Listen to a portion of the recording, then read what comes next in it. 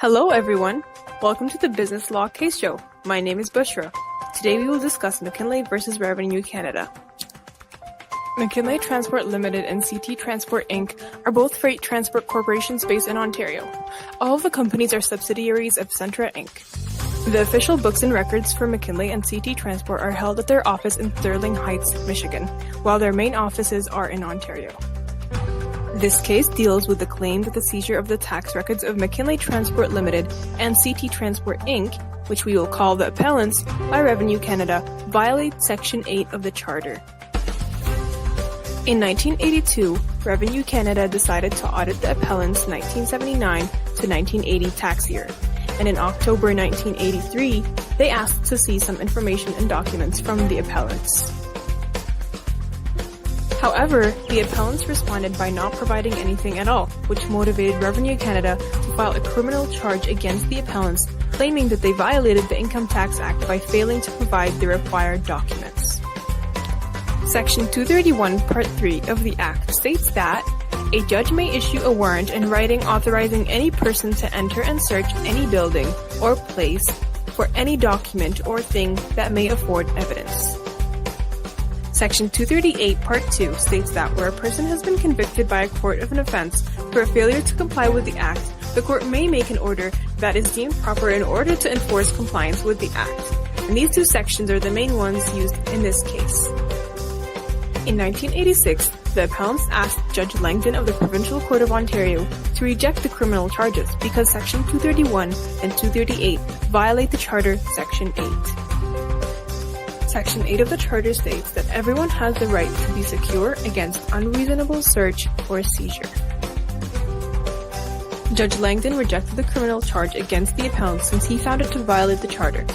In 1987, Revenue Canada, which we will call the defendant, appealed the judge's decision to reject the charge to the Ontario Supreme Court.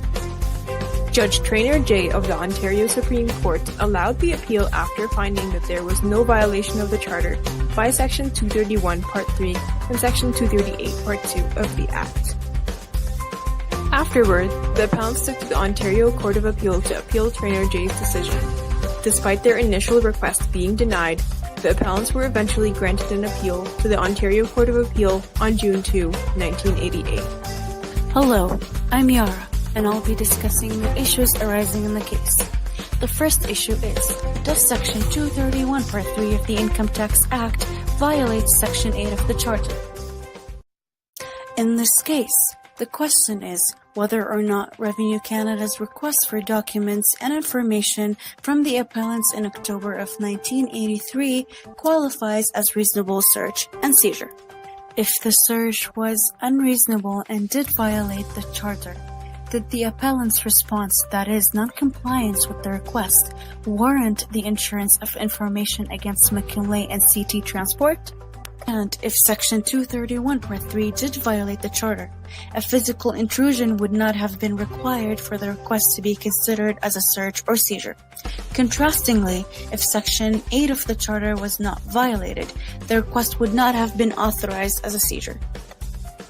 The second issue arising in the case is, if Section 231 Part 3 of the Act does violate Section 8 of the Charter, can the Act be sustained as a reasonable limit demonstrably justified in a free and democratic society under Section 1 of the Charter?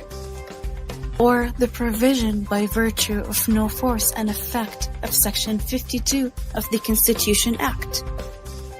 Since the Charter guarantees the rights and freedoms subject only to reasonable limits as prescribed by law, the question is whether deeming the search and seizure outlined in the Act to be unreasonable would be going beyond the reasonable limits of the Charter.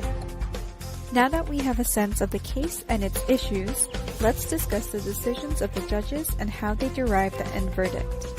The initial ruling was delivered by Judge Langdon from the Provincial Court of Justice, who deemed that Section 231-3 of the Act was a clear violation of Section 8 of the Charter.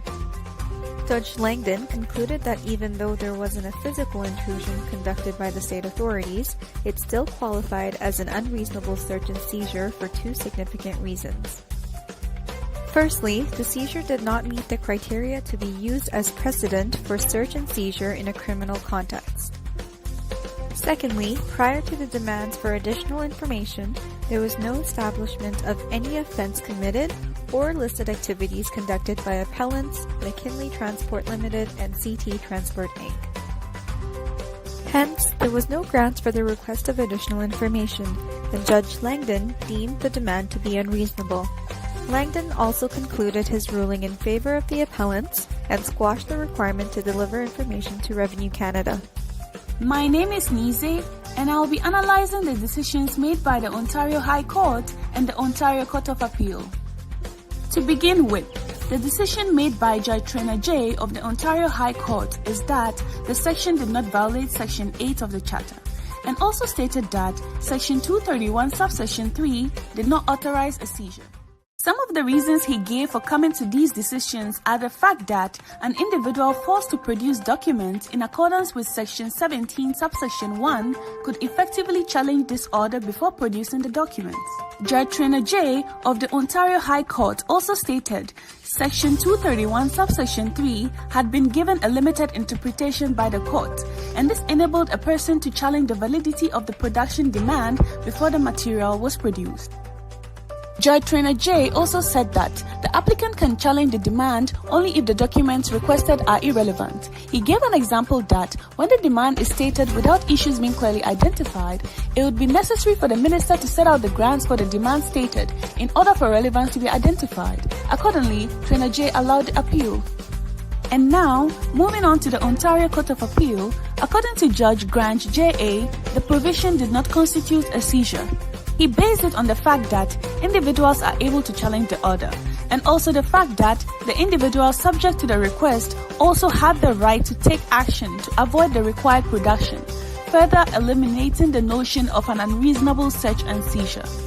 Judge Grant J.A. also highlighted the dependency of the tax system on the good faith of taxpayers to disclose any relevant information to tax liability, and as a result, it is important that investigative powers be granted to tax authorities to allow them to request information without requiring reasonable grounds in order to uphold the success of the tax. Relying on this information and Judge Trainer J of the Ontario High Court's conclusion, Grant J.A. concluded that the seizure outlined in Section 231 subsection 3 of the Act is reasonable and does not violate Section 8 of the Charter, thereby dismissing the appeal. I will now pass it over to Kuyen, who will be explaining the key lessons of this case. This case contains several key lessons. Firstly, it shows the need to maintain good records of financial transactions. Not only is this practice beneficial for business operations, it will also help businesses ensure that they are prepared in the event of an audit. Secondly, the case establishes the need for businesses to remain responsible and accountable when filing taxes and when being audited. The appellants breached Section 231, Part 3 of the Act when they failed to provide Revenue Canada with the requested documents. In this case, the appellant's inaction was what led to their charge. In hindsight, the appellant should have either honored the document request, or, if they felt that they were being unfairly targeted, should have challenged based on one of the grounds outlined in the Act, rather than ignoring it completely. The proper business practice of transparency and accountability could have been enforced to avoid this problem. The third lesson emphasizes the importance of applying context and flexibility when interpreting constitutional documents. The Ontario Provincial Court originally ruled in favor of the appellants because it didn't consider the regulatory context of the case, only to be later overruled by the Ontario High Court and the Ontario Court of Appeal. Both higher courts recognize that the definition of an unreasonable search and seizure can vary. Different expectations of privacy exist in different situations. When businesses file income taxes, they do so with the possibility of being audited in mind.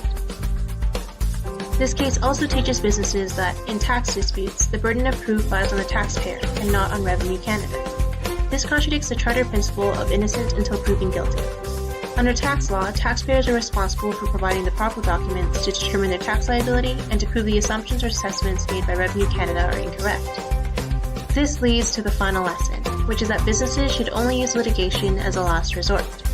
As evident by the results of this case, one can never confidently predict a court's decision. Prior to going to court, a corporation should first exhaust all other avenues to reach a compromise. This practice would help mitigate risks since relying on a judge's decision is more unpredictable than settling disputes through arbitration or other means. That brings us to the end of the Business Law Case Show. Thanks for watching, and we hope you were able to learn something.